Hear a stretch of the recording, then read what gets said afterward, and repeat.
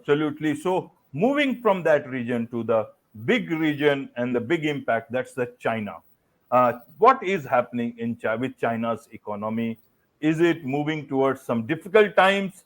Will its vision, will its what you call uh, thought process for itself of looking at the world about BRI, what's going to happen? The unemployment numbers and all these things. How is it going to impact? Help us understand this.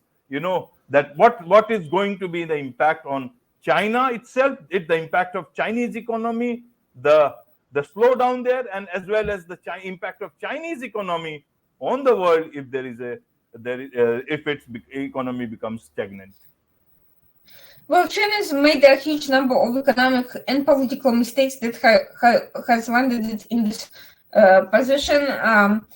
The real estate bubble was never going to be a real economic substitute. It can only sustain growth and moving people from poverty to the middle class for so long. It's a one-time deal. You did it once, but then people expect their standard of living to keep growing.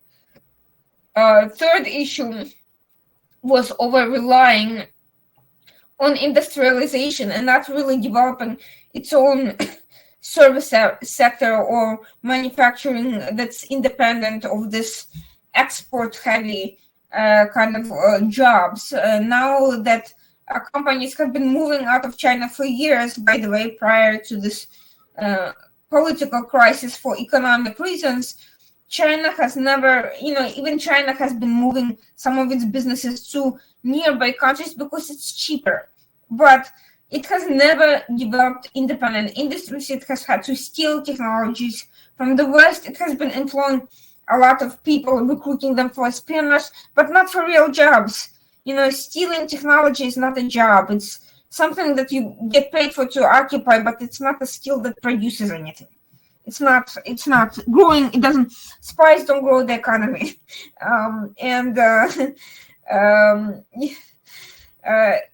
the other political problem is that it has Xi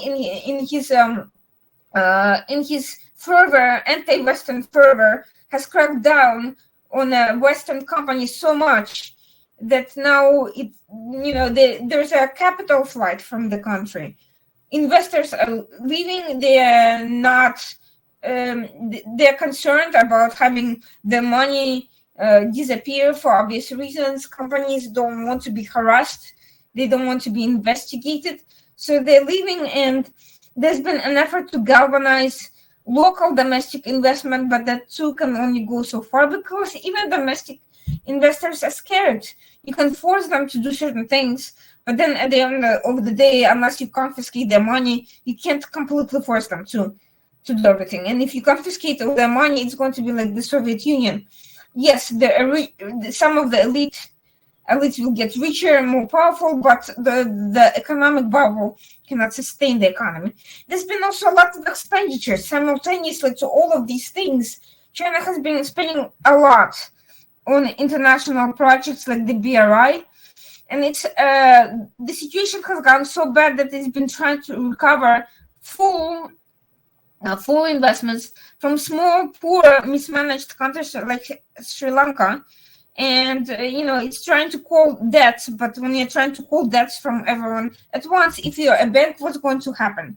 Everyone's going to flee. They're going to see, okay, the investor, first of all, I can't pay you all of that at once because that's not what we agreed to. And I'm not ready for that. And second, other people will see that you're trying to collect debts and they say, you must be in trouble. And then they are going to withdraw their own investments from you, from the bank. If the bank suddenly comes, so this is what's happening. China trying to collect on its debts actually scares of its own investors. And, the problem is China is never going to admit that none of this is really working, especially not in combination, that it's dragging down its own economy, and that the space of international hegemony is unsustainable.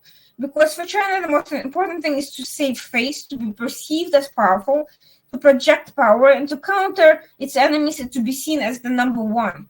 So it cannot afford to kind of withdraw and take a step back and say, well, we are going to focus on domestic economy and we kind of made a mistake here and there. They cannot afford to do that because that will be seen as weakness, and they will rather actually collapse than, internally, than admit weakness and lose face. Culturally, this is a real problem for them. They're in a dilemma. So don't expect China to move away from its foreign policy, its strategy, but do expect them to be a lot weaker domestically. And I think there's a real opportunity here for other countries to kind of gain up financially, economically, and just kind of call out that a lot of these strategic technological announcements are based on outright theft, and there's no real investment into intellectual development in China. There's no export of ideas.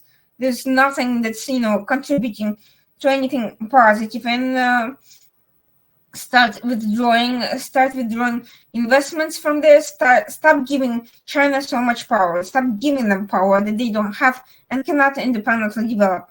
They're not self-starters. They're heavily dependent on being in financial relations with other countries. Yes, it's going to be painful, and no, it's not going to happen overnight. It's going to be a very long process because you cannot immediately withdraw from huge Chinese investments without finding substitute investors. So other countries are going to have to step up. I think it's more healthy for US and Europe to have more diverse investors than to rely on one big one with the dubious history anyway. So it's not going to be easy. It's going to have a major economic impact everywhere, but it's going to be necessary because you don't want a country, making everyone else so dependent on itself and then taking completely drastic, reckless decisions that are endangering investments. You don't want that to happen. Absolutely.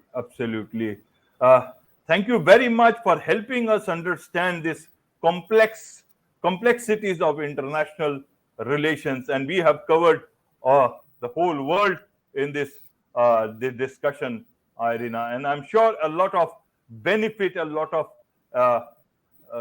takeaways will be there from this discussion.